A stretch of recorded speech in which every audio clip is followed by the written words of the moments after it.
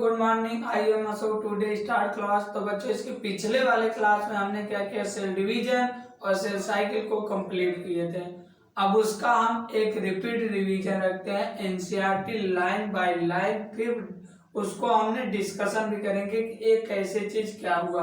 तो बच्चों ये रिपीट रिवीजन बहुत इंपॉर्टेंट, वेरी इंपॉर्टेंट है, मतलब इसे जरूर देखिएगा। उसके बाद अगर कोई भी अगर इसमें गड़बड़ी हो तो उसमें कमेंट बॉक्स में जरूर कमेंट करिएगा कि आपका ये सही है ये गलत है। तो उसको हम पढ़ेंगे तो मुझे अच्छा भी लगेगा और हम उसको अच्छे से अच्छे करने की कोशिश करेंगे, मॉडिफाइड भी करेंगे। तो बच्चों स्टार्ट करते हैं। सबसे पहले हमारा स्टार्ट होता है cell cycle and cell division. हमने सबसे पहला पॉइंट ये देखे कि जितने भी दुनिया के जितने भी लिविंग ऑर्गेनिज्म होते हैं उनका जो लाइफ स्टार्ट होता है एक सिंगल सेल से होता है। बच्चों तो सबसे पहला हमारा पॉइंट आया था कि all living organism life start form a single cell. चाहे लार्ज ऑर्गेनिज्म हो चाहे स्मॉल ऑर्गेनिज्म हो, उनका लाइफ स्टार्ट चाहे हम हो चाहे वेल हो, हमारा दोनों का लाइफ स्टार्ट केवल एक सिंगल सेल से हुआ था। तो हमने देखा कि जितने भी लिविंग ऑर्गेनिज्म थे सबका लाइफ स्टार्ट एक सिंगल सेल से हुआ था। फिर सेकेंड पॉइंट हमने क्या देखा, सेकेंड पॉइंट हमने देखा जो हमारा रिप्रोडक्शन एंड ग्रोथ होता है वो characteristic feature of the living organism.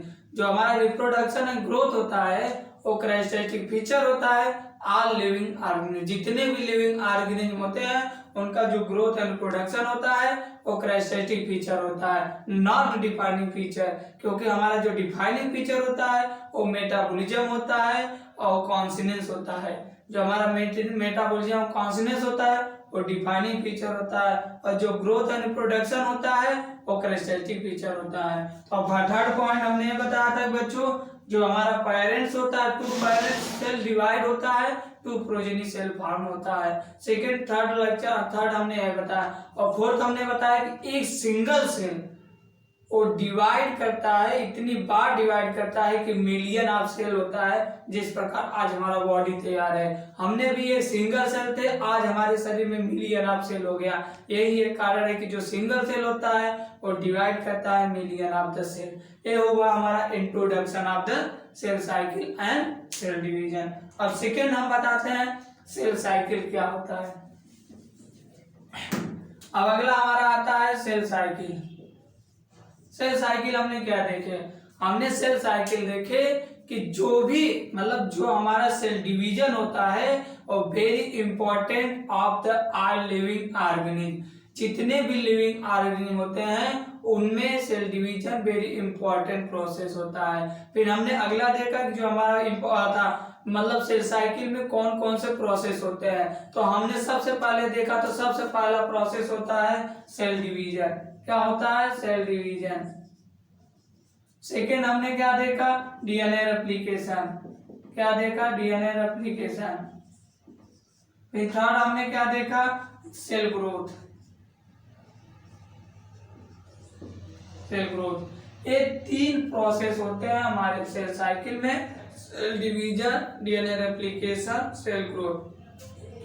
But लेकिन ये तीनों जो प्रोसेस होते हैं एक कोऑर्डिनेट में होते हैं, मतलब ये कोऑर्डिनेट में काम करते हैं। सबसे पहले हमारा सेल साइकिल होगा, सेल डिवीजन करेगा, फिर डीएनए रेप्लिकेशन करेगा, फिर ग्रोथ करेगा। इसी प्रकार एक कोऑर्डिनेट में अपना वर्क करते रहते हैं और सेल डिवाइड करके सेल साइकिल अपना पूरा कंप्लीट करते रहते हैं। फिर अगला हमने क्या देखा, इनका इवेंट क्या होता है। इनका इवेंट देख लेते हैं, क्या क्या इवेंट होते हैं इनके। तो सबसे पहले हम इनका इवेंट देखें। इनका इवेंट क्या था बच्चों, इनका इवेंट सबसे पहला इनका इवेंट ये था कि जो हमारा जीनोम होता है उसका डुप्लीकेशन होता है। सबसे पहला पॉइंट यही होता है इवेंट में, जो हमारा जीनोम होता है वो डुप्लीकेशन करता है। तो सबसे पहले पॉइंट लिखते हैं जीनोम डुप्लीकेशन,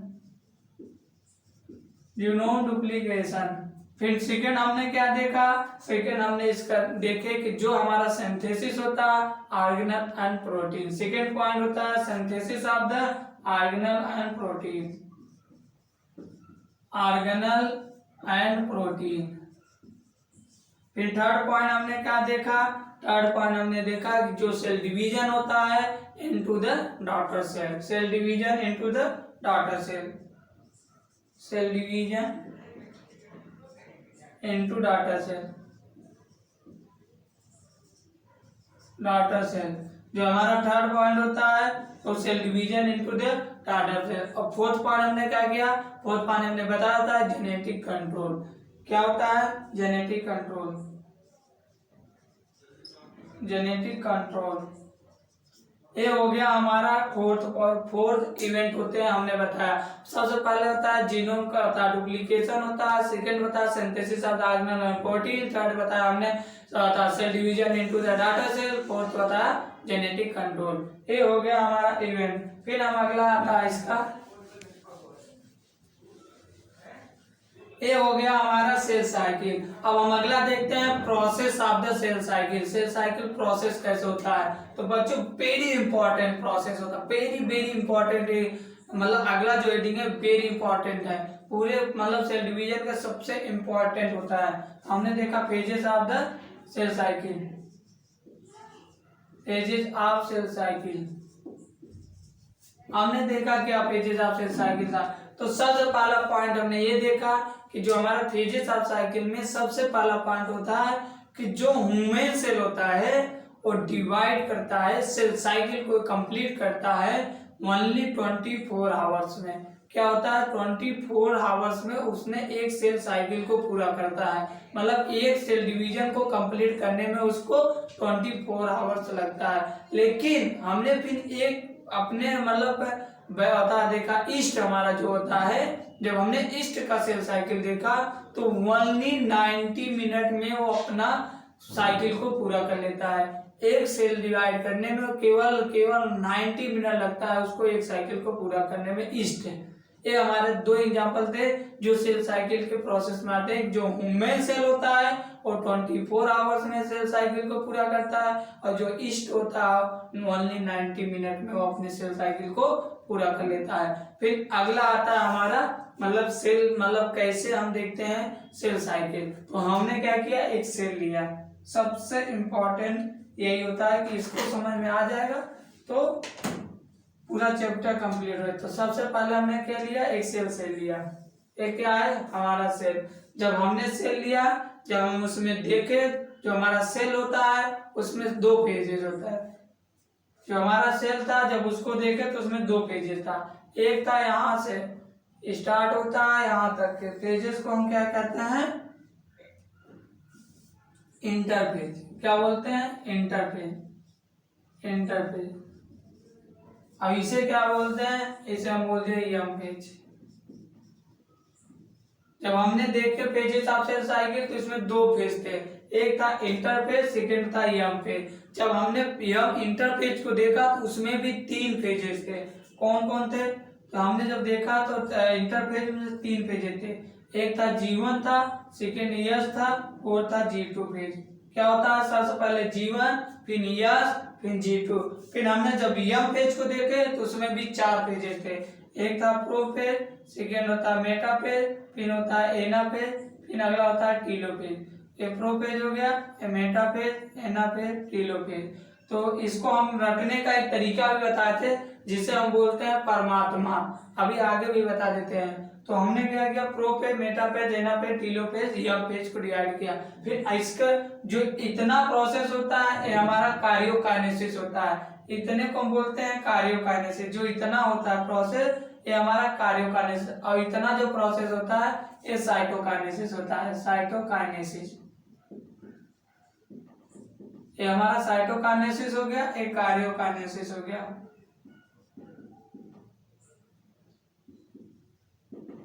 ये हमारा कार्योकाइनेसिस हो गया, ये साइटोकाइनेसिस हो गया। फिर हमने जब इंटरपेज को देखा तो इसमें 2 पॉइंट हमें दिखे जिसे हम बोलते हैं चेक पॉइंट। चेक पॉइंट मतलब जिस प्रकार हम किसी हाईवे पे या कहीं भी रोड पे चलते हैं तो हमारी जगह जगह पुलिस खड़ी रहती है, हम लोग की गाड़ी लाइसेंस चेक करती है कि मतलब कोई चीज आ रहा है तो भाई कहाँ से आ रहा है, गाड़ी नंबर है, गाड़ी लाइसेंस लिया है कि नहीं, हम उसी को चेक पॉइंट बोलते हैं। तो उसी प्रकार हमारे साइकिल में भी 2 चेक पॉइंट होता है। एक होता है यह G1 और यस के बीच में, एक यहाँ चेक पॉइंट होता है, एक चेक पॉइंट यहाँ होता है, सेकंड चेक पॉइंट हमारा G2 और एम के बीच में होता है। चेक पॉइंट, एक चेक पॉइंट यहाँ हो गया, एक चेक पॉइंट होता है, मतलब हमारे साइकिल जो हमारे साइकिल होता है उसमें दो चेक पॉइंट होते हैं, दो, और एक होता है G1 और S के बीच में, और सेकंड होता है G2 और M के बीच में चेक पॉइंट होता है। फिर अगला हमने देखा जो हमारा इंटरफेज होता है मोस्ट एक्टिव फेज होता है। क्या होता है? मोस्ट एक्टिव फेज होता है, मोस्ट एक्टिव फेज होता है, एक्टिव फेज। ये हमारा जो इंटरफेज होता है मोस्ट एक्टिव फेज होता है, और पूरे इसी को हम एक और नाम दे देते हैं जिसे बोलते हैं प्रिपरेशन फेज। क्या? प्रिपरेशन मतलब स्टार्ट रहता है। जैसे हम प्रिपरेशन कर रहे हैं, मतलब अभी हम अपनी तैयारी शुरू कर रहे हैं, लास्ट में जब हमारा जो तैयारी होगा वो हम क्या कहते हैं? रिपीट रिवीजन करते हैं। तो इसी हमको मतलब धीरे धीरे जब होता है इसको हम बोलते हैं प्रिपरेशन फेज, इसे हम बोलते हैं प्रिपरेशन फेज। फिर अगला हम इसको क्या बोलते हैं? ये पूरे सेल साइकिल का 90% 95% यूज करता है। कितना होगा? 95%। पूरे सेल साइकिल का कितना परसेंट है? 95%। फिर हमने देखा अगला पॉइंट एम फेज। जब एम फेज देखे तो इसमें दो वर्क हुए, एक होता है कार्योकाइनेसिस होता है, सेकेंड होता है साइटोकाइनेसिस, और ये पूरे साइकिल का ओनली 5% यूज करता है। कितना? ओनली 5% में ये अपने कंप्लीट कर लेता है, और 95% में अपने साइकिल को कंप्लीट करता है इंटरफेज, और एक केवल 5% इसका यूज होता है पूरे साइकिल में। तो हमने जब देखा कार्योकाइनेसिस होता है, एक क्या होता है? साइटोकाइनेसिस होता है। तो हमने जब देखा जो हमारा कार्योकाइनेसिस होता है, तो हमने जब कार्योकाइनेसिस देखा तो इसमें क्या होता है? सप्रेशन होता है डॉटर सेल। जो हमारा कार्योकाइनेसिस होता है इसमें होता है separation of the daughter cell, और जो साइटोकाइनेसिस होता है उसमें सेल डिवीजन या सप्रेशन ऑफ द साइटोप्लाज्म। ये हो गया हमारा पूरे साइकिल का मतलब पेजेस ऑफ सेल साइकिल। तो अब हम इसको सबसे पहले G1 पढ़ेंगे, तब S पढ़ेंगे, तब G2 पढ़ेंगे, तब M, तब मेटा, तब टीलो, तभी मतलब तब एक एक करके हम इसको पढ़ेंगे पूरे साइकिल को। तो हम सबसे पहले साइकिल देखे तो जो हमारा सेल साइकिल था इसमें दो पेजेस था, एक इंटरफेज था, एक एम पेज था। जब इंटरफेज देखे तो इसमें तीन पेजेस थे, यस पेज था, G1 था, और इसके बाद G1 था, यस था, और अगला था G2 था। फिर जब मैंने मेटा पे एम पेज देखे तो एम पेज में भी चार पेज थे, एक प्रो पेज था, मेटा पेज था, एना पेज था, टीलो पेज था, और उसके बाद अगला साइटोकाइनेसिस होता है। इसमें एक पॉइंट और होता है हमारा जिसे हम बोलते हैं G0 पेज, और G0 जो होता है हमारा G1 के बाद आता है, न कि पहले आता था। तो हमारा जो G1 होता है और G0 होता है G1 के बाद आता है। हमारा G0 यहाँ आता है, ये हो गया हमारा G0 पॉइंट। G0 पॉइंट जो होता है G1 के बाद आता है, लेकिन हमारे पुराने वाले एनसीईआरटी में उसमें यहाँ दिखाया गया है G0 को। तो मैक्सिमम बच्चे बोलते हैं M के बाद है। नहीं बच्चों, जो हमारा G0 आता है वो G1 के बाद आता है। इसको इस बार हमारे 2020 नीट में एक क्वेश्चन आया हुआ था। तो ये हुआ हमारा process of the cell cycle. अब इसको एक एक करके हम डिफाइन करेंगे और पढ़ेंगे क्या होता है G1 में, क्या होता है यस पेज में, क्या होगा G2 में। फिर उसके बाद देखेंगे प्रो पेज में क्या होगा, मेटा में क्या होगा, एना में क्या होगा। ये पूरे साइकिल को हम एक एक करके पढ़ेंगे। तो सबसे पहले बच्चों हम स्टार्ट करते हैं G1 पेज क्या होता है, G1 में क्या क्या चीजें होती है।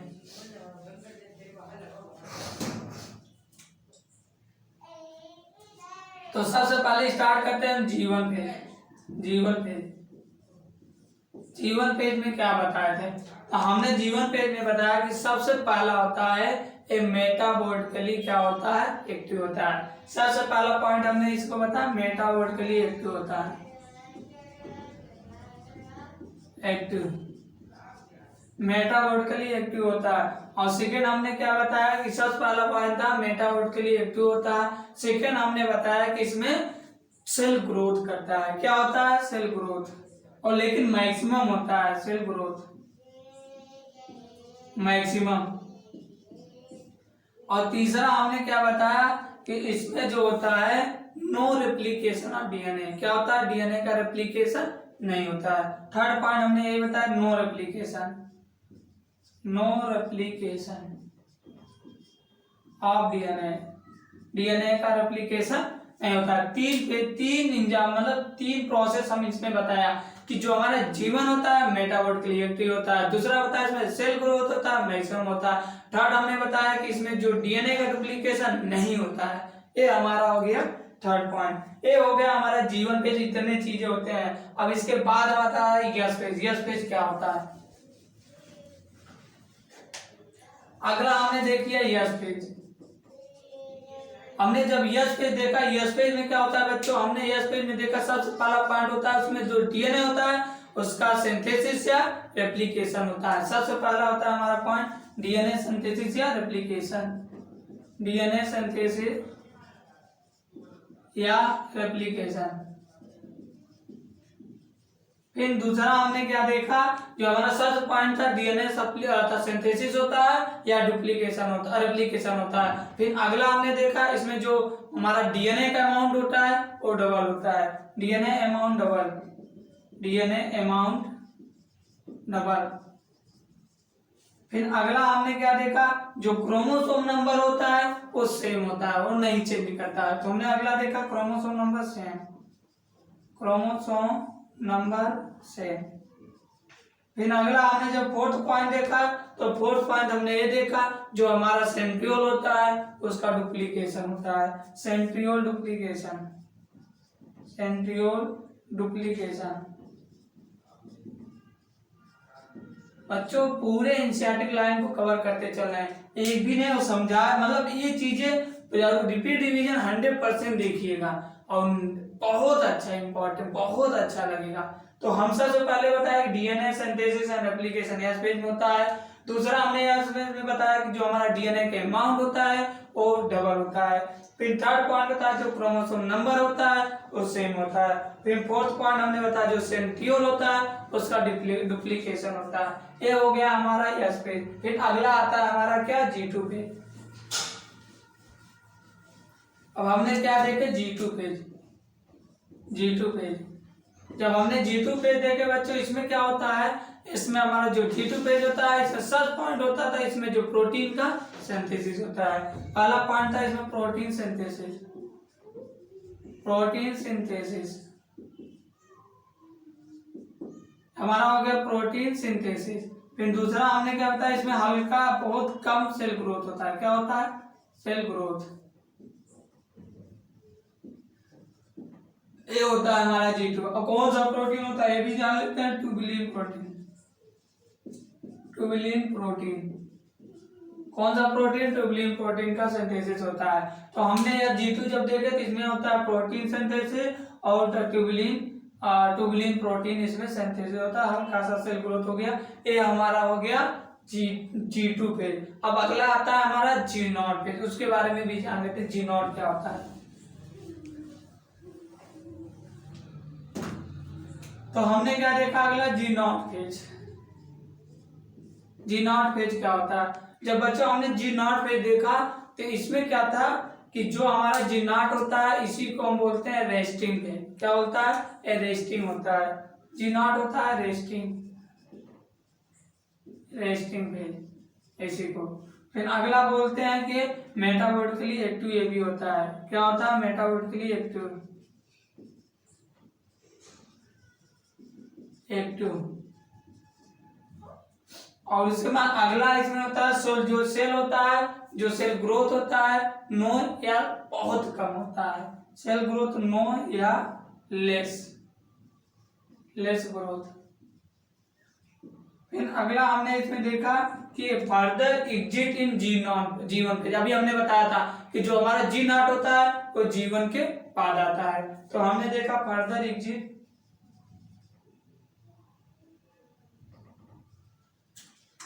इन G1 पे। जो हमारा G0 होता है G1 के बाद आता है। फिर अगला हमने इसका एग्जांपल बता दिया कहाँ पर होता है, इसी को हम बोलते हैं क्यूसेंट स्टेज। स्टेज क्या बोलते हैं, क्यूसेंट स्टेज। और ये हमारा एग्जांपल है इसका हार्ट सेल। क्या, हार्ट सेल में होता है, क्योंकि हमारा हार्ट सेल बहुत कम डिवाइड होता है, इसी को हम बोल देते हैं क्यूसेंट स्टेज। ये हो गया हमारा G naught phase. G naught phase हमने देखा तो इसे हम बोलते हैं रेस्टिंग पोज, मेटाबॉट के लिए एक्टिव होता है, नो या लेस ग्रोथ होता है, further easy than G1 phase. फिर लास्ट में था हार्ट सेल। ये हो गया हमारा सेल था इंटरफेज का पूरे, मतलब जो हमारा इंटरफेज इतना होता है। सबसे पहले G1 होता है, तब BS होता है, तब G2 होता है, उसके बाद G नॉट को भी हमने बता दिया। अगला आता है हमारा का यम फेज। यम फेज का आता है, सबसे पहला पॉइंट हमने बताया था कि जो हमारा यम फेज होता है most dynamic period of the cell cycle. जो यम फेज होता है सेल साइकिल का मोस्ट डायनेमिक पीरियड होता है। ये क्या होता है? Most dynamic period of the cell cycle. फिर अगला हमने बताया कि जो हमारा सेल यम फेज होता है इसमें major reorganisation of the virtual all component of the cell.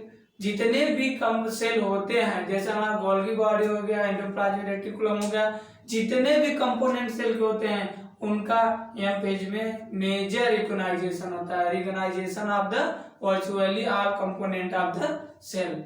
फिर अगला हमने देखा कि जो हमारा पेरेंट का सेल होता है, जो हमारा पेरेंट सेल होता है वो डिवाइड करता है, जो हमारा पेरेंट्स का क्रोमोसोम होता है वो सेम होता है प्रोजेनी क्रोमोसोम, मतलब जो प्रोजेनी का क्रोमोसोम और पेरेंट क्रोमोसोम सेम होता है। जैसे डिवाइड करता है जो क्रोमोसोम, जो पेरेंट का क्रोमोसोम होता है और हमारे प्रोजेनी का क्रोमोसोम होता है, उसी को हम बोलते हैं क्या? Equational division. फॉर एग्जांपल जैसे हमने किया एक पेरेंट सेल है, जब एक पेरेंट सेल है जब इसको हमने डिवाइड करता है तो डिवाइड करने में जो हमारा जो प्रोजेनी का सेल है वो सेम है, देखिए दोनों सेम है। तो हमने कहा जो पेरेंट का क्रोमोसोम है, जो पेरेंट का क्रोमोसोम था वही प्रोजेनी का क्रोमोसोम है, मतलब सेम है। मतलब यही बोलते हैं, इसी को हम बोलते हैं क्या? Equational division. जब हमारा माइटोसिस होता है तो माइटोसिस में जो पेरेंट का क्रोमोसोम होता है वही हमारा प्रोजेनी का क्रोमोसोम में था। तो हमने बताया कि पेरेंट का क्रोमोसोम ये था तो फिर प्रोजेनी का क्रोमोसोम सेम, जैसे पेरेंट का क्रोमोसोम आया उसी प्रकार प्रोजेनी का क्रोमोसोम आया। ये हो गया हमारा इसी को बोलते हैं इक्वेशनल डिवीजन। फिर अगला हमने बताया कि जो हमारा जो nuclear division of karyokinesis by the mitosis, हमारे न्यूक्लियर डिवीजन में जब कार्योकाइनेसिस में माइटोटिक डिवीजन होता है तो हमारे जो सेल साइकिल होते हैं, जो हमारा पेजेस होते हैं तो 4 स्टेज में बढ़ जाते हैं। जब कार्योकाइनेसिस माइटोसिस होता है तो 4 स्टेज आते हैं। तो हम देखते हैं कौन कौन से स्टेजेस थे। तो सबसे पहले आया था हमारा प्रोफेज, दूसरा आया था मेटाफेज, तीसरा आया एनाफेज, चौथा आया टेलोफेज। इसी को हम बोलते हैं परमात्मा। परमात्मा, प्रोफेज, मेटाफेज, एनाफेज, टेलोफेज, परमात्मा, इसी को हम बोल दिए प्रोफेज, मेटाफेज, एनाफेज, टेलोफेज। इसको रटने का एक तरीके परमात्मा से रट सकते हैं। तो ये हो गया हमारा 4। जब ये हम डिवाइड करता है कार्योकाइनेसिस माइटोसिस होता है तो 4 प्रोसेस स्टेज आते हैं। एक आता है प्रोफेज, मेटाफेज, एनाफेज, टेलोफेज। ये हो गया हमारा क्या कहते हैं प्रोफेज के 4। अब इसके बाद एक एक करके सबसे पहले प्रो पढ़ेंगे, तब मेटा, तब यम, तेना, तब टेलोफेज पढ़ेंगे। तो सबसे पहले हमारा आता है प्रोफेज। सबसे पहले हमारा आता है प्रोफेज। जब हमने प्रोफेज पढ़ा तो हमने देखा जो हमारा प्रोफेज होता है उसमें जो सब जब कार्योकाइनेसिस में माइटोसिस होता है जो फर्स्ट होता है फेज उसी को हम बोलते हैं प्रोफेज। तो इसी को बोलते हैं prophase is the karyokinesis by mitosis is first stage of the karyokinesis is called prophase. मतलब जो कार्योकाइनेसिस होता है, जो फर्स्ट स्टेज माइटोसिस होता है, तो जो फर्स्ट स्टेज होता है वो हमारा प्रोफेज होता है। फिर हम दूसरा इसमें जो देखें जो हमारा G2S फेज में होता है, इसमें न्यू डीएनए का फॉर्म होता है लेकिन नॉन डिस्टिंक्ट होता है, बट इंटरवाइनेड होता है, एक दूसरे से कनेक्ट रहते हैं, अलग नहीं होते हैं। इसी को हम बोलते हैं। सेकेंड यही होता है कि जो हमारा यस और G2 पेज होता है उसमें डीएनए न्यू डीएनए का अमाउंट मतलब फर्दर मतलब जो न्यू डीएनए होता है उसका फॉर्म होता है लेकिन नॉन डिस्टिंक्ट होता है बट इंटरकनेक्टेड होता है, इंटरवाइनेड होता है। ये हो गया सेकंड पॉइंट। थर्ड पॉइंट हमने ये बताया था कि जो हमारा प्रोफेज होता है, प्रोफेज में जो हमारा क्रोमोसोम क्रोमेटिड होता है वो उसका इनिशियली कंडेंस हो जाता है। जो क्रोमोसोम मटेरियल होता है, सॉरी, जो क्रोमोसोम मटेरियल होता है वो इनिशियली कंडेंस रहते हैं, हो जाते हैं प्रोफेज में, एक दूसरे से कंडेंस हो जाते हैं। फिर थर्ड पार्ट में हमने ये बताया कि जब हमारा जो प्रोफेज होता है इसमें हमने बताया कि जो हमारा क्रोमोसोम मटेरियल और क्रोमेटिड होते हैं ये एक दूसरे से असंगत होते हैं, मतलब अलग होते हैं, समान नहीं होते हैं। फिर हमने अगला ये बताया कि जब हमारे यस फेज में, इंटरफेज के यस फेज में सेंट्रोसोम का डुप्लीकेशन होता है तो क्या करते हैं, वो अपने अपोजिट पोल पे जाना शुरू कर देते हैं। जो हमारा सेंट्रोमियर होता है वो अपोजिट पोल पे चले जाते हैं जब यस फेज में डुप्लीकेशन होता है। ये हमारे थे प्रोफेज के काम। फिर हम इसका फीचर देख लेते हैं, इसमें क्या क्या आता है। तो सबसे पहला फीचर यही था कि जो हमारा क्रोमोसोम होता है वो क्या कंडेंस होता है, उसे हम बोलते हैं कंपेटेंट माइटोटिक क्रोमोसोम। क्या बोलते हैं, कंपेटेंट माइटोटिक क्रोमोसोम होता है। जब हमारा क्रोमोसोम कंडेंस हो जाता है तो हमारा जो of the competent mitosis of chromosome. फिर हमने अगला पॉइंट देखे, जब हमने क्रोमोसोम को देखा तो हमारा जो 2 क्रोमेटाइड था वो अटैच था सेंट्रोमियर से। क्या था, सेंट्रोमियर से अटैच था। जब हमने क्रोमोसोम को देखा तो हमारा जो 2 क्रोमेटाइड था अटैच थे सेंट्रोमियर से। ये हमारा फर्स्ट फीचर हो गया। सेकंड फीचर ये हमने देखा कि जब हमारा क्रोमोसोम जब हमारे सेंट्रोमियर के इंटरफेज में जब डुप्लीकेशन होता है तो हमारा जो सेंट्रोमियर था अपोजिट पोल पे चला गया। लेकिन फिर अगला हमने ये देखा है जो हमारा सेंट्रोमियर होता है वो रेडिएट होता है, radiate of microtubule by the aster. कितने एस्टर द्वारा वो अपने माइक्रोट्यूब्यूल पे रेडिएट होते हैं सेंट्रोमियर। फिर हमने देखा बोथ एस्टर मतलब अटैच होते हैं, बोथ एस्टर स्पिंडल फाइबर द्वारा क्या होते हैं, जुड़े होते हैं। ये हमारे प्रोफेज के फीचर थे। अगला आता है हमारा मेटाफेज। ये हो गया हमारा प्रोफेज। फिर अगला आता है मेटाफेज। मेटाफेज क्या होता है बच्चों, इसको हम सिलो करा रहे हैं क्योंकि बच्चों को समझना चाहिए। हम तो क्या है, हम तो बहुत तेज बोल सकते हैं लेकिन नहीं समझ में आएगा, इसलिए हमने इसको बहुत अच्छे से बोलने की कोशिश किया। तो हमने जब अगला देखे मेटाफेज। मेटाफेज क्या होता है, जब हमारा जो न्यूक्लियस इनवॉल्व होता है कंप्लीट डिsintegration हो जाता है उसका, तो हमने देखा कि जो हमारा सेकेंड स्टेट ऑफ माइटोसिस होता है वो स्टार्ट होता है। जब न्यूक्लियस स्टेट कंप्लीट कंडेंस होता है तो हमारा जो second state of the mitosis होता है वो स्टार्ट हो जाता है। फिर सेकेंड पॉइंट हमने ये देखा कि जो हमारा क्रोमोसोम होता है वो सेपरेट कर जाता है of the cytoplasm of the cell. जो हमारा क्रोमोसोम होता है सेपरेट करता है साइटोप्लाज्म ऑफ द सेल। ये हम सेकेंड। फिर चौथा पॉइंट हमने ये देखा जो हमारा क्रोमोसोम होता है जब कंप्लीटली कंडेंस हो जाते हैं, जो हमारा क्रोमोसोम जब कंप्लीटली कंडेंस रहते हैं तो अंडर द माइक्रोस्कोप से जब देखे तो क्लियरली ऑब्जर्व होते हैं, बहुत अच्छे से दिखता था। क्या होता था, जब कंप्लीट कंडेंस हो जाता है तो under the microscope by clearly observe of the under the microscope. मतलब जब हम उसे कंप्लीट कंडेंस होने के बाद जब उसे देखते हैं तो बहुत अच्छा दिखाई देता है, क्लियरली ऑब्जर्व होता है। फिर अगला हमने क्या देखा कि जब हम जो यहाँ पे मेटाफेज होता है उसमें हम मॉर्फोलॉजी ऑफ क्रोमोसोम देखते हैं तो मोस्ट इजीली स्टेरॉइड होता है। क्या होता है, मोस्ट इजीली स्टेरॉइड होता है जब उसका मॉर्फोलॉजी देखते हैं तो क्रोमोसोम का। फिर अगला देखते हैं कि जो हमारा क्रोमोसोम होता है वो बना होता है 2 सिस्टर क्रोमेटाइड से। जब अगला हमने देखा जो हमारा क्रोमोसोम होता है वो बना होता है 2 सिस्टर क्रोमेटाइड से।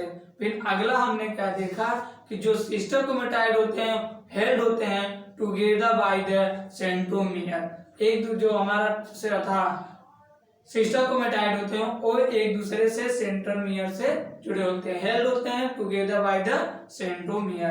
फिर हमने देखा कि इसमें एक disc, small disc like structure था जो सेंट्रोमियर के सरफेस पे लगा रहता था। जिसे हम बोलते हैं काइनेटोकोर। बच्चों अगला यही था कि जब हमने देखा कि इसमें एक स्मॉल डिस्क लाइक स्ट्रक्चर था और उसके बाद उसको देखे तो क्या है, वो सेंट्रोमियर जैसे इस प्रकार, ये हमारा क्रोमोसोम हो गया, ये हमारा क्रोमोसोम हो गया।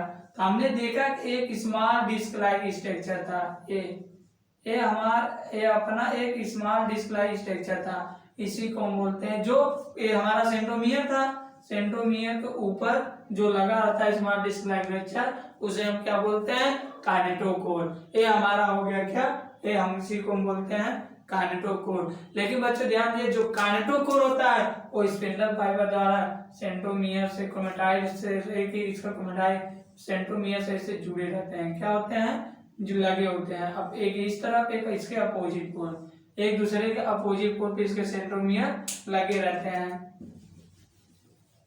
हमने ये देखा कि अगला जो हमारा काइनेटोकोर होता है वो स्पिंडल फाइबर द्वारा एक दूसरे के सेंट्रोमियर से मतलब जुड़े रहते हैं। फिर हमने ये देखा कि जो हमारे क्रोमोसोम होते हैं सेल का, जो हमारा क्रोमोसोम होता है वो मतलब जो यंग मेटाफेज में देखते तो जो हमारा क्रोमोसोम होता है वो मूव करता है धीरे धीरे धीरे इक्वाटोरियल पे प्लेट पे आ जाते हैं। जैसे बच्चों हमारा ये सेल था, हमारा कुछ क्रोमोसोम यहाँ लगा था, हाँ कुछ क्रोमोसोम यहाँ लगे थे, कुछ क्रोमोसोम यहाँ लगे थे। अब ये क्या करेंगे, यहाँ मेरा सेंट्रोमियर हो गया, अब एक दूसरे से जुड़े थे, अब क्या करेंगे, अगले में ये धीरे धीरे धीरे धीरे धीरे धीरे मूव करेंगे और सभी आके यहाँ अपने एक दूसरे के मेटाफेज प्लेट पर लग जाएंगे, इसी को बोलते हैं मेटाफेज प्लेट। अब ये क्या हो गया, देखो सभी आके मेटाफेज पर लग गए, क्या हो गए, लग गए, एक प्लेट पे आ गए, इसी को हम बोलते हैं मेटाफेज। देखो ये मतलब इधर क्रोमोसोम पहले ऐसे थे, अब धीरे धीरे क्रोमोसोम मूव करा, मूव करते करते मेटाफेज प्लेट पर आ गए, ये हो गया हमारा मेटाफेज प्लेट। फिर हमने क्या देखा कि अगला यही बताए थे कि जो हमारा प्लेन ऑफ क्या बोलते हैं उसे, प्लेन ऑफ अलाइनमेंट होता है, और में जो मेटाफेज होता है वो रिफर कर जाता है meta plane, plane of alignment of the plane alignment of chromosome refer by the metapage plate। मतलब जो हमारा क्रोमोसोम होता है मेटाफेज में वो रिफर कर जाता है मेटाफेज प्लेट पर। ये हम आ गया यम पेज। फिर अब इसका हम एक फीचर देख लेते हैं। जब मेटाफेज का हमने फीचर देखा कि हमने देखा जो हमारा स्पिंडल फाइबर था वो काइनेटोकोर द्वारा जुड़ा हुआ था। क्या था, काइनेटोकोर द्वारा जो स्पिंडल फाइबर था अटैच होता है काइनेटोकोर ऑफ क्रोमोसोम। क्या होता है, काइनेटोक्रोम जो होता है काइनेटो स्पिंडल फाइबर द्वारा काइनेटोकोर क्रोमोसोम पे जुड़ा होता है, तो इसी को बोलते हैं जो spindle fibre of the kinetochore attach होता है ऑफ क्रोमोसोम। फिर सेकंड फीचर यही देखे कि जो हमारा क्रोमोसोम होता है, जो हमारा जो क्रोमोसोम होता है वो मूव कर जाता है, मतलब जब हमारे प्लेट मतलब इस पे आके लग गए, क्या जो हमारा क्रोमोसोम होता है मूव कर जाता है स्पिंडल इक्वेटर। कहाँ पर, स्पिंडल इक्वेटर गेट एलिग्नेंट अलोंग मेटाप्लेट। कहाँ, गेट एलिग्नेंट अलोंग मेटाप्लेट। फिर अगला हमने देखा जो मेटाप्लेट प्लेट पे आ गए, तो फिर हमने देखा कि जो उसका स्पिंडल होता है, स्पिंडल फाइबर होता है बोथ द टू पोल, मतलब टू पोल से जुड़ा हुआ होता है। तो सेकंड इसमें हमने यही बताया, जब हमारा क्रोमोसोम मूव करता है स्पिंडल इक्वेटर पे, तो जो बट गेट एलिग्नेट होता है अलोंग मेटाफेज प्लेट, फिर उसके बाद स्पिंडल फाइबर जुड़ा होता है बोथ टू पोल, दोनों पोल से जुड़े होते हैं। ये मेटाफेज का हमारा एग्जाम्पल हो गया, मतलब फीचर हो गया मेटाफेज फीचर क्या थे। फिर अगला हमने क्या देखा कि एनाफेज क्या होता है। जब हमने एनाफेज देखा तो एनाफेज क्या होते हैं कि जिस प्रकार हमारा क्या कहते हैं क्रोमोसोम होता है, जैसे हमारा क्रोमोसोम ये हमारा सेल हो गया, तो इसमें पहले क्या होते थे क्रोमोसोम ऐसे मेटाफेज प्लेट पर लगे हुए थे, क्या किए थे, लगे हुए थे मेटाफेज प्लेट पर इक्वेटर प्लेट पर लगे हुए थे। फिर अचानक इसमें साइलेंटली स्प्लिट कर जाता है। जब ये स्प्लिट कर जाता है तो टू क्रोमेटाइड हमारा जो होता है वो मूव कर जाता है अपने अपोजिट पोल पे। कहाँ पर? अपोजिट पोल पे अपने मूव कर जाता है। अब धीरे धीरे अब अगले में क्या करेंगे, ये मूव कर जाएंगे, ये इधर चला जाएगा और इधर, मतलब स्प्लिट जो करने पर ये अपने अपोजिट पोल पे मूव कर जाएंगे या माइग्रेट किसे बोल देते हैं, माइग्रेट कर जाएंगे। तो ये हो गया हमारा एनएस पेज में कि जब हम इसमें साइलेंटली स्प्लिट करते हैं मेटाप्लेट प्लेट पे तो हमारा जो टू क्रोमेटाइड होता है और माइग्रेट या मूव कर जाता है टुवर्ड द अपोजिट पोल। फिर हमने देखे जो हमारा क्रोमोसोम होता है वो अवे फ्रॉम द इक्वेटर, मतलब इक्वेटर से दूर जाना शुरू कर देता है, अवे फ्रॉम द इक्वेटर। और जो उसका सेंट्रोमियर होता है वो उसका जो डायरेक्शन होता है सेंट्रोमियर का, ये हो गया हमारा 10, इसका सेंट्रोमियर का डायरेक्शन टुवर्ड्स द पोल। किस तरफ है? पोल की तरफ है। जो हमारा इसका सेंट्रोमियर का डायरेक्शन होता है टुवर्ड्स द पोल होता है। और जो टेल होता है उसका जो क्रोमोसोम का वो क्या होता है? इक्वेटर की तरफ रहता है। ये देखो ये सब इक्वेटर की तरफ है, तो इसका होगा टुवर्ड्स द इक्वेटर। ये हो गया हमारा एनाफेज। अब इसका हम फीचर देख लेते हैं, इसका फीचर क्या है। तो सबसे पहला फीचर यही था क्रोमोसोम था एनाफेज में कि जो हमारा सेंट्रोमियर होता है वो स्प्लिट कर जाता है और जो हमारा क्रोमेटाइड होता है वो बच्चों सेपरेट कर जाता है। क्या कर जाता है? सेपरेट, मतलब सेंट्रोमियर स्प्लिट करता है और क्रोमेटाइड सेपरेट कर जाता है। फिर अगला ये होता है कि जो क्रोमेटाइड होता है मूव कर जाता है टुवर्ड्स द अपोजिट पोल। कहाँ पर? अपोजिट पोल पर मूव कर जाता है, एक दूसरे से अपोजिट पोल पे मूव कर जाते हैं। इसका फीचर ये होता है। फिर अगला आता है हमारा क्या होता है? टीलोफेज। हम देख लेते हैं टीलोफेज क्या होता है।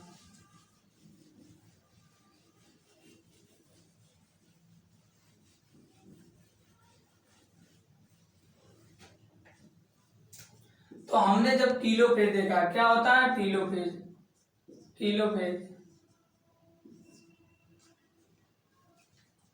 तो हमने जब टीलोफेज देखा तो इसमें हमने क्या देखा कि जो टीलोफेज में जो क्रोमोसोम होता है, अब सभी क्रोमोसोम चले गए पोल पे।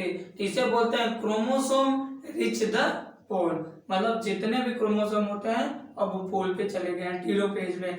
और उसके बाद अगला देखे जो हमारा क्रोमोसोम होता है उसको कंडेंस कर जाता है, डीकंडेंस ऑफ द क्रोमैटिड। क्या होता है? जो हमारा क्रोमोसोम होता है डीकंडेंस ऑफ क्रोमैटिड। फिर अगला हमने क्या देखा कि जो हमारा क्रोमोसोम होता है डीकंडेंस हो गया क्रोमैटिड। फिर अगला पॉइंट ये आता है कि जो हमारा न्यूक्लियस इनवॉल्व होता है ये क्या होता है? इसका रीफॉर्म हो जाता है। अगला हमने देखा जो न्यूक्लियस इनवॉल्व होता है रीफॉर्म होता है। और अगला होता है गोल्गी बॉडी, एंडोप्लाज्मिक रेटिकुलम और जो न्यूक्लियस मेम्ब्रेन होता है उनका भी रीफॉर्म स्टार्ट हो जाता है। ये होता है हमारा टीलोफेज का कैरेक्टरिस्टिक। तो पहला यही था कि जितने भी क्रोमोसोम थे वो रिच हो जाते हैं टुवर्ड्स द पोल, सभी पोल पे लग जाते हैं। फिर सेकंड बताया कि जो हमारा क्रोमोसोम होता है उसका डीकंडेंस ऑफ द क्रोमैटिड होता है। तीसरा होता है जो न्यूक्लियस इनवॉल्व होता है वो क्या कहते हैं? रीफॉर्म होते हैं। और जो न्यूक्लियस मेम्ब्रेन और nucleus membrane Golgi body endoplasmic reticulum उनका भी रीफॉर्म होना स्टार्ट हो जाता है। ये होता है हमारा टीलोफेज। अगला आता है हमारा साइटोकाइनेसिस। क्या होता है? साइटोकाइनेसिस। अगला हमारा आता है साइटोकाइनेसिस। हमने जब साइटोकाइनेसिस देखा तो हमने इसमें कुछ नहीं देखना है, हमने 2 सेल लेना है, एक प्लांट का सेल लेना है, एक एनिमल का सेल लेना है, हमारा साइटोकाइनेसिस खत्म। लास्ट पेज होता है, मतलब इसमें जब हमारा लास्ट में हमने बताया था जब एक क्या होता है एक कार्योकाइनेसिस हो चुका, प्रोफेज मेटाफेज एनाफेज टीलोफेज सब हमारा कार्योकाइनेसिस होता है। अब हमारा साइटोकाइनेसिस होगा। जब तक साइटोकाइनेसिस नहीं होगा तब तक हमारा एम पेज कंप्लीट नहीं होता। तो एम पेज कंप्लीट करने के लिए हमें साइटोकाइनेसिस भी होना जरूरी है, इसीलिए अब हमारा होता है साइटोकाइनेसिस। तो साइटोकाइनेसिस हमने क्या किया, एक लिया एनिमल सेल, दूसरा ले लिया प्लांट सेल। तो जब हमने एनिमल सेल देखे तो इसमें क्या था कि जो हमारा सेल था इसमें क्या होता है सेंटीमीटर। अब ये ऐसे डिवाइड करेगा हमारा सेल।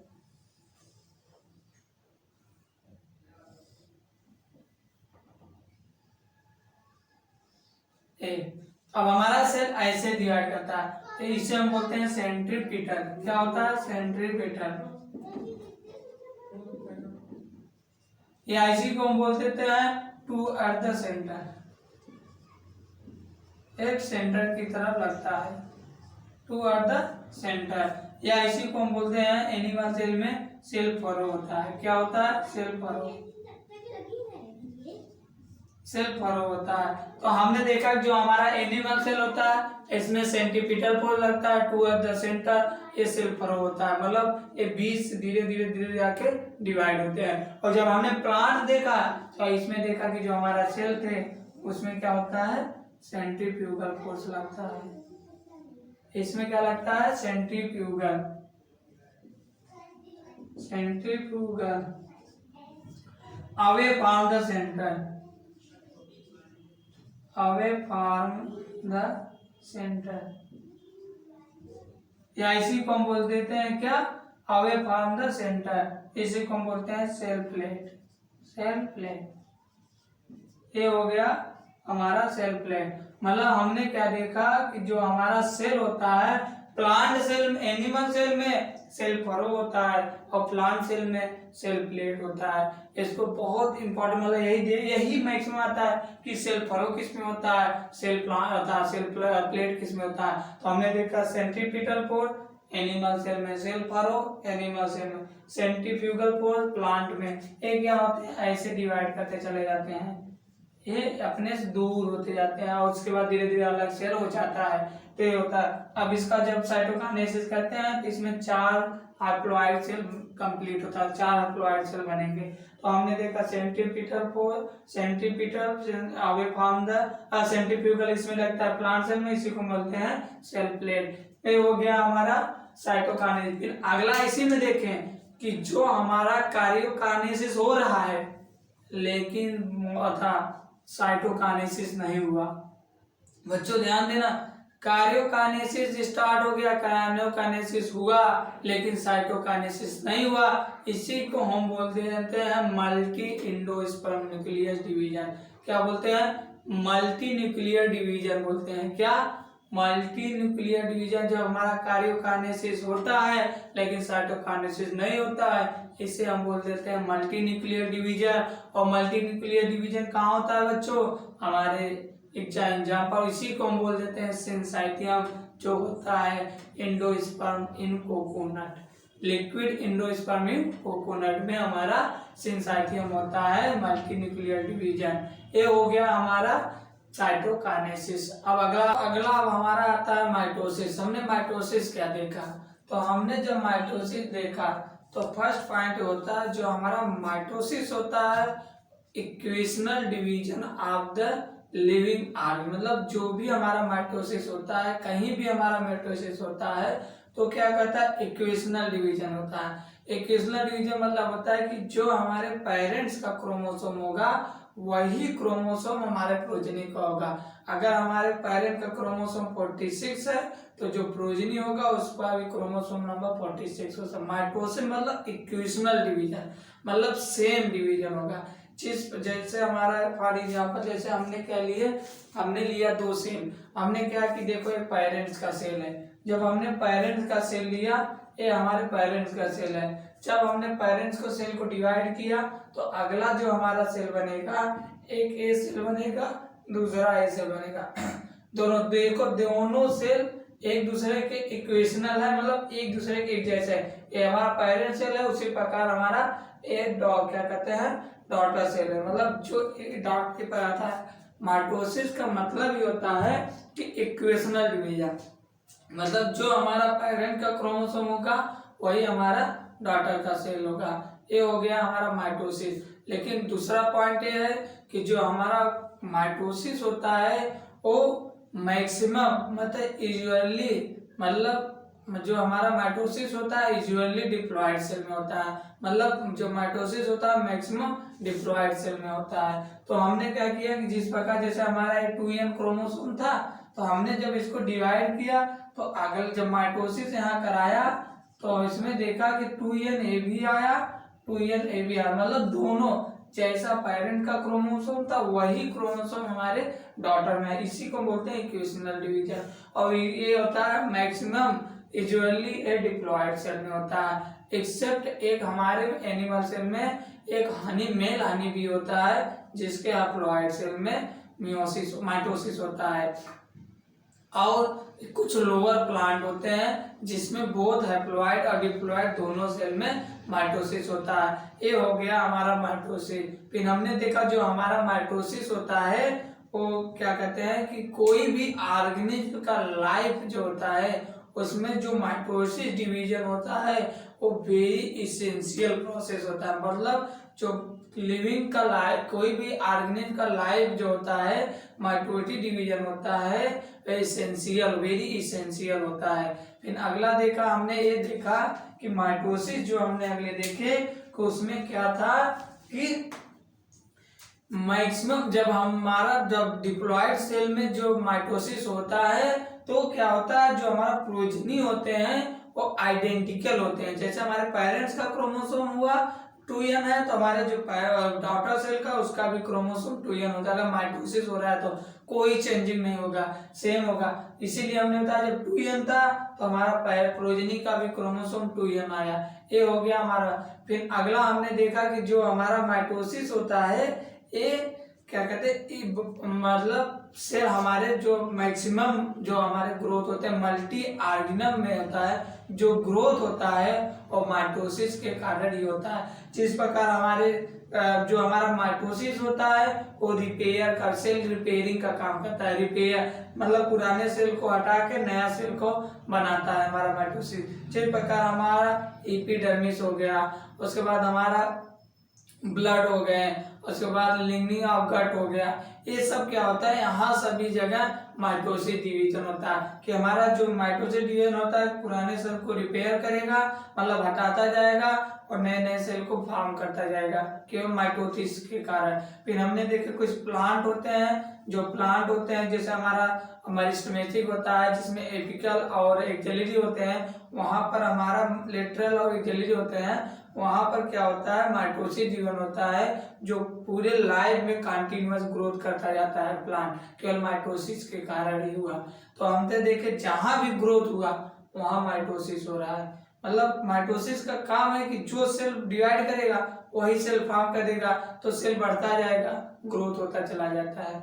ये हुआ हमारा माइटोसिस। फिर अब अगला आता है, अब अगला मैंने मियोसिस स्टार्ट किया। मतलब हमारा मियोसिस क्या होता है तो हमने देखे मियोसिस, माइटोसिस हो गया, मियोसिस देखते हैं। तो हमने मियोसिस क्या देखा कि मियोसिस देखा कि जब भी हम क्या कहते हैं किसी भी क्रोमोसोम को, जब हम किसी भी क्रोमोसोम में मियोसिस कराते हैं तो हमारा जो क्रोमोसोम नंबर होता है हाफ तक क्रोमोसोम हो जाता है। जब भी हम क्रोमोसोम में मियोसिस कराएंगे तो हमारा जो क्रोमोसोम नंबर होता है हाफ हो जाता है। फॉर एग्जाम्पल जिस प्रकार हम दिखा रहे हैं, जैसे हमारा हो गया एक क्रोमोसोम, जब हम इसको डिवाइड करते हैं तो हमने क्या किया, जब क्रोमोसोम को डिवाइड किया तो जो हमारा क्रोमोसोम नंबर हो गया वो क्या हो गया, हाफ हो गया। देखो जिस प्रकार ये हमारा क्रोमोसोम है ये हाफ हो गया। मतलब जब हम इस क्रोमोसोम को पेरेंटल क्रोमोसोम डिवाइड किया तो जो हमारा क्रोमोसोम हो गया ये हाफ हो गया। इसी प्रकार जो ये हमारा क्रोमोसोम हाफ हो गया। तो हमने क्या देखे कि जब हम पेरेंटल क्रोमोसोम को डिवाइड किए तो हमारा जो क्रोमोसोम नंबर होगा वो हाफ हो जाता है। तो मियोसिस का मेन रीजन है जब भी हम मियोसिस कराएंगे किसी भी सेल में तो जो हमारा क्रोमोसोम नंबर होता है वो हाफ हो जाता है। जिस प्रकार हमने देखा कि एक हमारे फादर थे और एक मदर, तो हमने देखा कि जो हमारे फादर का क्रोमोसोम 46 था और मदर का क्रोमोसोम 46 था। जब भी हम इनमें मियोसिस कराएं तो हम जब मियोसिस कराएं तो जो फादर का क्रोमोसोम मियोसिस करने पर 23 बचा और मदर का 23 बचा। फादर में भी जब हम यहाँ मियोसिस कराते हैं तो मियोसिस का होता है मतलब कि जब भी हम किसी सेल में मियोसिस कराएंगे तो जो हमारा क्रोमोसोम नंबर होता है हाफ हो जाता है। तो फिर क्या होता है, फिर इसको हम फर्टिलाइज कर देते हैं। जब हम इसको फर्टिलाइजेशन कराते हैं तो ये क्या होता है, जाइगोट बनना, टू ये हमारा डिप्लॉयड सेल बन जाता है फर्टिलाइजेशन के बाद। जब हम फर्टिलाइजेशन कराते हैं तो हमारा जाइगोट बनता है। क्या बनता है, जाइगोट। जब हमने जाइगोट बना, इस प्रोसेस को हम कहते हैं मियोसिस।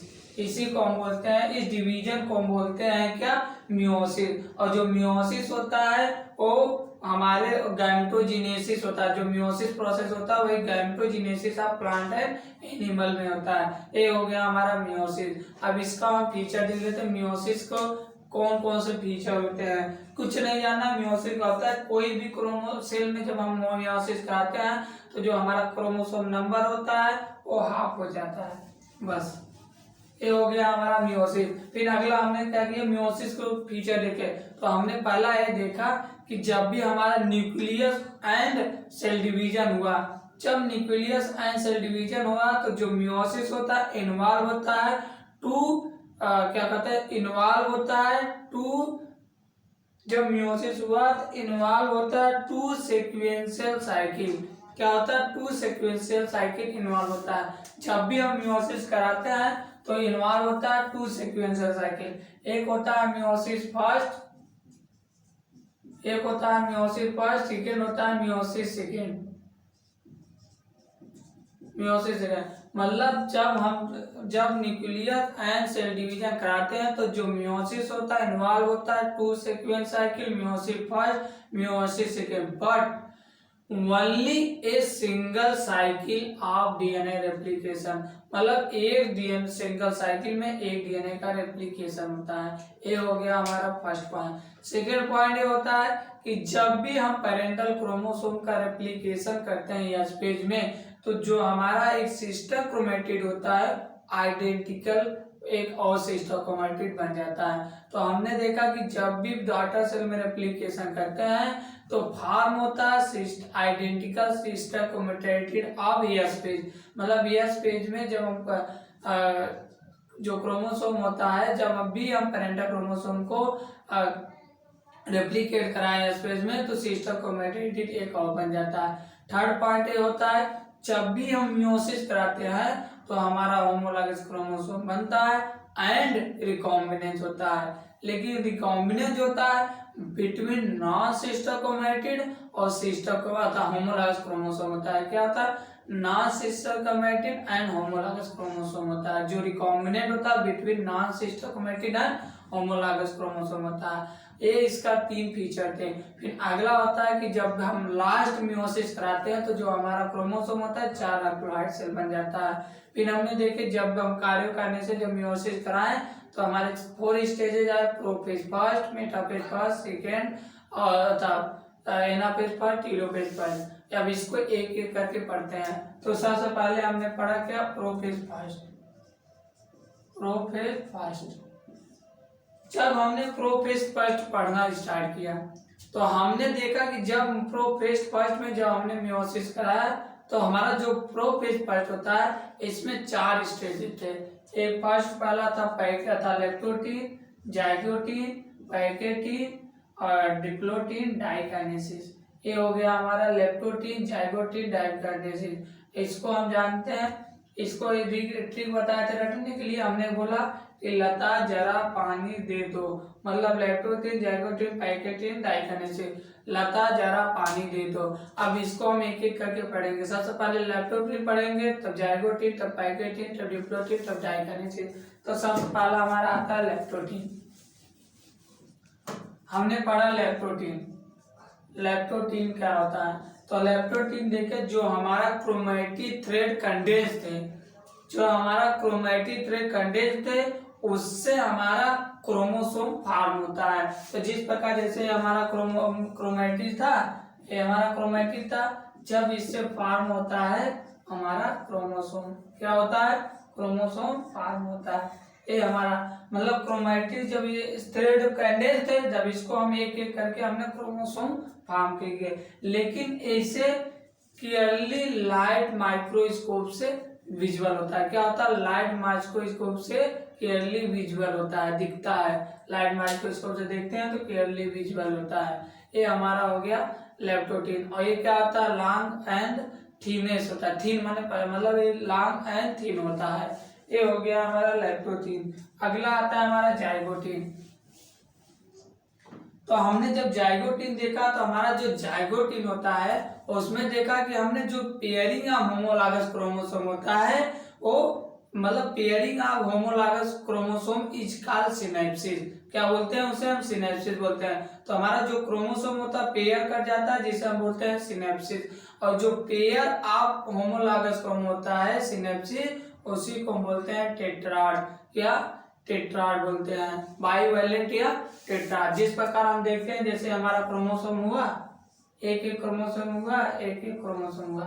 अब हम क्या किए, एक हमारा एक क्रोमोसोम, एक एक क्रोमोसोम, अब दोनों क्या किए, बाईवैलेंट इससे मतलब पेयरिंग कर लिए। जब इसे पेयरिंग करते हैं इसी को हम बोलते हैं बाईवैलेंट या टेट्राड, बाईवैलेंट या टेट्राड। अब इसे बेस्ट विजुअल मतलब बेस्ट हमें सबसे अच्छा किसमें दिखाएगा? Next stage of the cycle. जैसे हमारा पैकेटिन, नेक्स्ट स्टेज हमारा आता है पैकेटिन। एक पैकेटिन में क्लियरली विजुअल होगा, बहुत बेस्ट है। अगर सीन देखना चाहते हैं तो हम पैकेटिन में देखेंगे, बाईवैलेंट एंड टेट्रा। अब इसमें हमने क्या किया, इसमें एक स्ट्रक्चर डेवलप होता है हमारे मतलब जाइगोटीन में एक स्ट्रक्चर डेवलप होता है जिसे हम बोलते हैं सिनेप्टोनोमल कॉम्प्लेक्स। क्या होता है? Synaptonemal complex. तो हमारा जाइगोटीन में एक बेस्ट स्ट्रक्चर होता है जिसे हम बोलते हैं सिनेप्टोनोमल कॉम्प्लेक्स। तो अब आगे हो गया हमारा जाइगोटीन। अगला आता है हमारा पैकेटिन।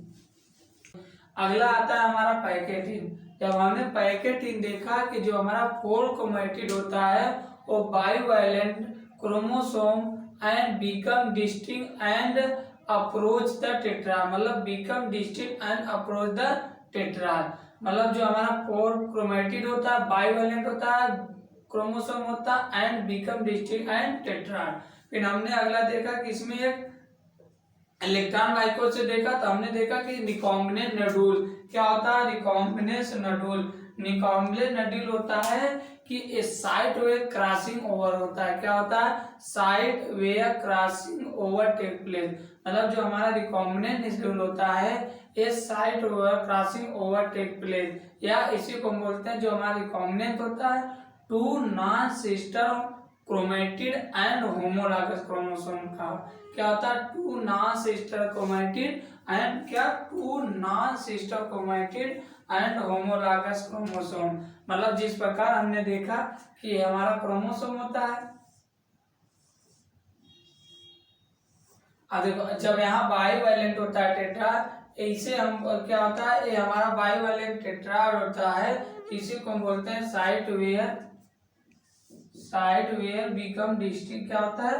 ये हमारा साइट वेयर, इसी को हम बोलते हैं साइट वेयर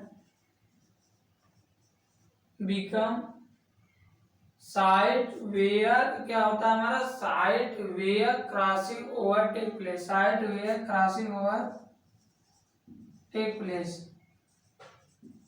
मतलब यही होता है कि जब भी हम हमारा जो बाईवैलेंट क्रोमोसोम होता है, रिकॉम्बिनेंट होता है, और non sister chromatid and homologous chromosome का, और इसमें जो साइड वे क्रॉसिंग ओवर होता है, जो रिकॉम्बिनेंट नोड्यूल होता है उसमें साइड वे क्रॉसिंग ओवर होता है। फिर हमने क्या किया, इसमें एक एंजाइम था, जब इसमें एंजाइम कौन था उसे हम बोलते हैं रिकॉम्बिनेंस एंजाइम। कौन सा एंजाइम? Recombinants enzyme. ये हो गया हमारा पैकेटिन। डिप्लोटीन, हमने डिप्लोटीन देखा। डिप्लोटीन क्या होता है कि डिप्लोटीन हमारा होता है, इसमें ये हमारा डिप्लोटीन क्या कहते हैं, लॉन्गेस्ट टाइम मतलब लॉन्गेस्ट पेज होता है, मतलब ईयर मंथ तक चलता है हमारा डिप्लोटीन।